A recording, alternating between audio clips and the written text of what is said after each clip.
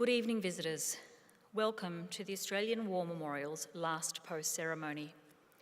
My name is Sandy Smith, and joining us today from the Royal Australian Air Force is Corporal Michael Smith. This evening, we warmly welcome the family of Private Alexander John Wilmott, whose story will be told shortly. We also warmly welcome Mr. Graham Wilson and Graham Lacey of the 2nd 30th Battalion Association. As always, we welcome the veterans who have served, those that are still serving, and the families that love and support them. The live stream of this ceremony is made possible by the Returned and Services League of Australia and the RSL and Services Clubs Association. We welcome members who are watching the broadcast of this ceremony across Australia. During this evening's ceremony, wreaths will be laid at the base of the Pool of Reflection by family and visitors to the memorial. If you are able, please stand and join in singing the national anthem.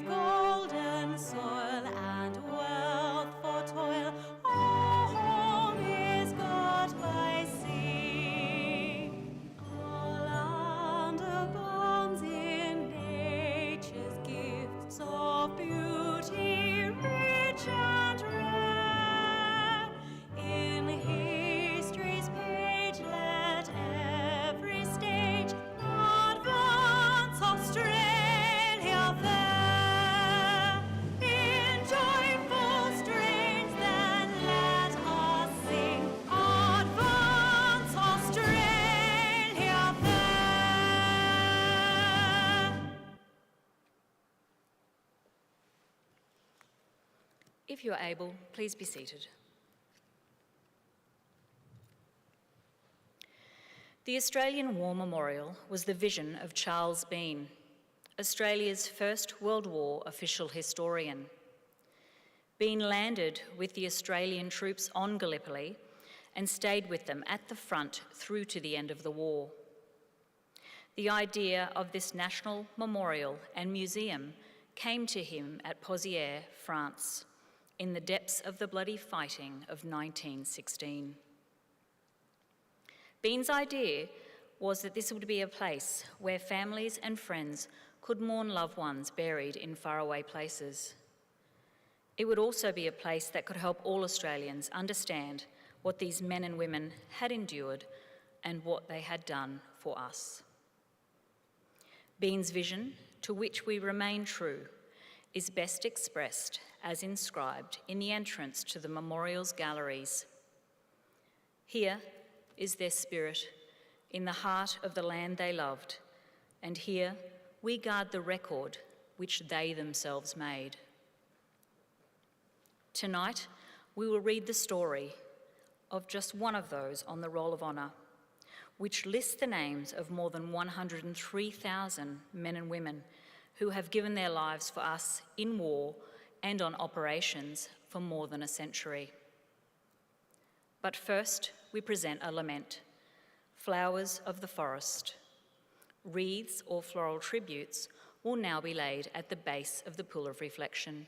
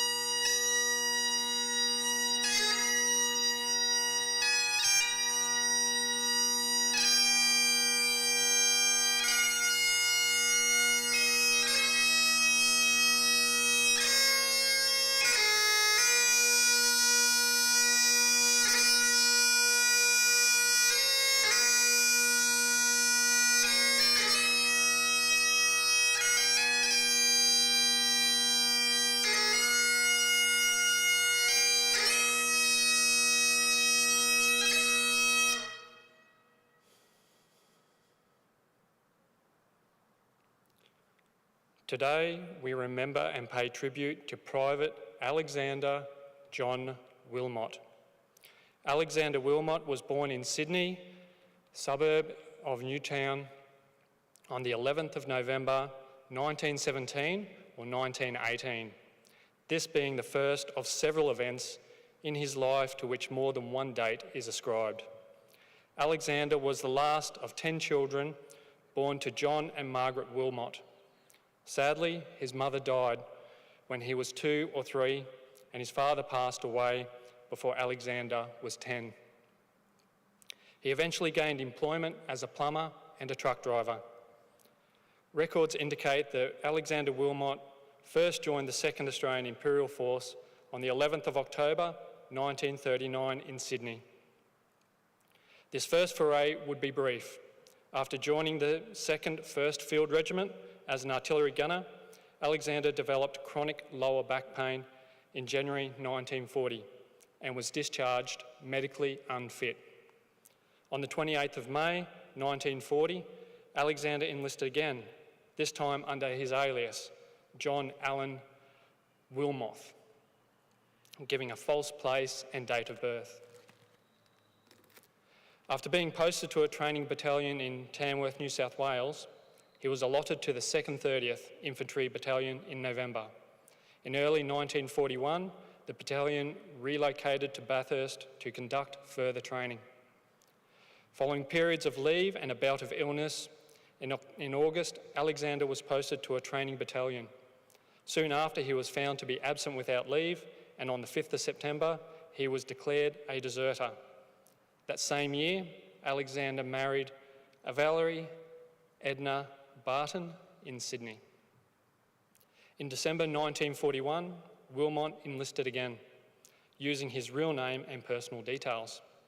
He rejoined the 2nd 30th Battalion, now stationed in Malaya, and embarked to join it, arriving in Singapore on the 26th of January 1942. By this time, Japan had entered the war and invaded Malaya, forcing Allies into full retreat. Wilmott joined his battalion on the 28th of January, just as it was fighting a rearguard action before withdrawing into Singapore Island. Within a fortnight, Allied forces on the island had surrendered. Initially imprisoned in the sprawling Changi prisoner of war camp, it was not long before members of the 2nd 30th were allocated to external work parties. Wilmott became one of almost 1,500 prisoners of war that made up B-Force, which sailed to Singapore on the 8th of July 1942 in one of the so-called hell ships, the Yubi Maru. 10 days later, they established a camp at Sandakan on the northeastern coast of North Borneo, where prisoners began building an airstrip. At first, conditions and food supplies were reasonable. However, from September 1942, the Japanese control began to tighten. From mid-1943, conditions at Sandakan deteriorated due partly to the arrival of brutal Formosan guards. A small cage was built within the camp to punish prisoners for trivial offences. Some men were confined without being able to stand up and with little food for as long as a month. Treatment of the remaining prisoners worsened in 1944 with brutal beatings, torture, and dwindling food supplies. By early 1945, the Japanese feared an Allied invasion of Borneo. In response, they began moving the prisoners away from the coast, overland to Ranau, a small village some 250 kilometres to the west. The first group of 455 prisoners, including 350 Australians, left in batches of 50, beginning on the 28th of January. They were already weak from beriberi and malnutrition, and most lacked boots, and those who fell by the wayside were unable to continue, were executed along the way. Further Allied advances and increased bombing forced the abandonment and torture of the Sandakan camp. 536 prisoners fit to move began the second death march on the 29th of May, while the weak and ill were left behind without accommodation, food or medical care. According to the accounts of the Japanese guards, they slowly died or were shot in the weeks that followed. There are conflicting accounts of Alexander Wilmott's fate. One indicates he died, possibly of disease, at Sandakan. Another states he was among those who set out on the second death march from Sandakan. Two ran out on the 29th of May, 1945, and that he may have escaped before dying in the surrounding jungle about the 10th of June. His remains were never recovered, so Private Alexander Wilmott is commemorated on the Laybourne Memorial alongside over 2,000 Australians who died while prisoner of war in Borneo and the Philippines, and who have no known grave. He was 26 years old. His son, also named Alexander, was born on the 18th of June 1942, while his father was in Changi. His name is listed on the Roll of Honour on my left. Almost 40,000 Australians who died while serving in the Second World War. His photograph is displayed today by the Pool of Reflection. This is but one of many stories of service and sacrifice told here at the Australian War Memorial. We now remember Private Alexander John Wilmott, who gave his life for us, our freedoms, and in the hope of a better world.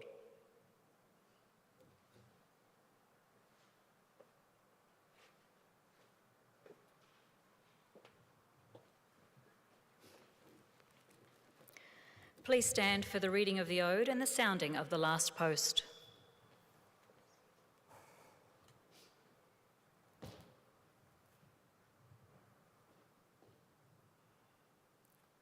They shall grow not old, as we that are left grow old. Age shall not weary them, nor the years condemn. And at the going down of the sun, and in the morning, we will remember them. We will remember them.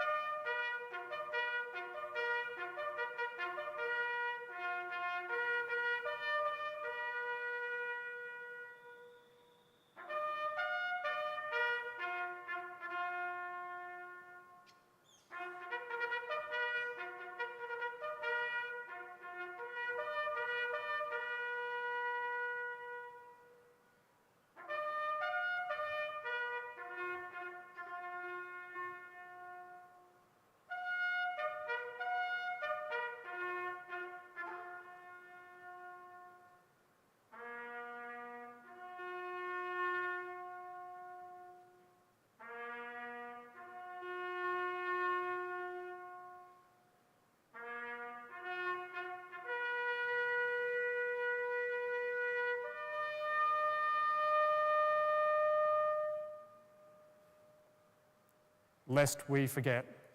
Lest we forget.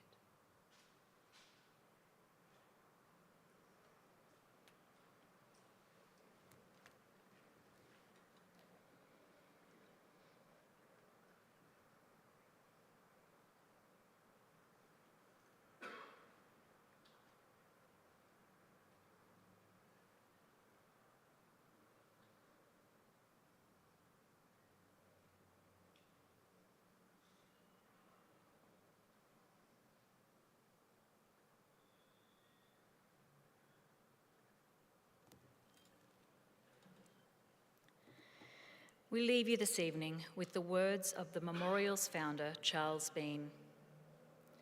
Many a man lying out there at Pozières or in the low scrub at Gallipoli with his poor, tired senses barely working through the fever of his brain has thought in his last moments, well,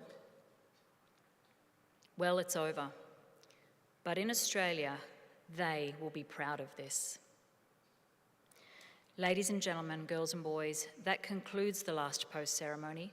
On behalf of the director, staff and volunteers, Thank you for visiting the Australian War Memorial today and for your continued support during the Memorial's development project. We wish you all a very pleasant evening. Thank you.